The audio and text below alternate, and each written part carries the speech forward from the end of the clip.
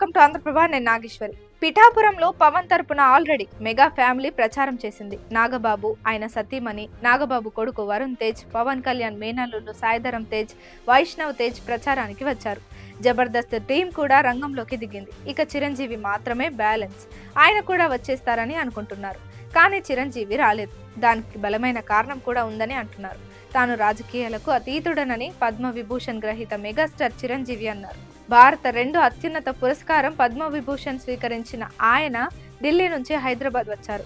శంషాబాద్ విమానాశ్రయంలో మీడియాతో మాట్లాడుతూ తాను రాజకీయాలకు అతీతంగా ఉంటానని అన్నారు.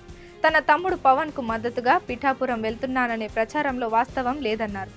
పవన్ కోరలేదు, నేను కూడా దూరమే. పిఠాపురానికి తాను రావాలని కళ్యాణ్ కోరుకోవడం లేదని, తన సోదరుడు ఎప్పుడూ బాగుండాలని, జీవితంలో అనుకున్నవన్నీ సాధించాలని తాను కోరుకుంటున్నానన్నారు.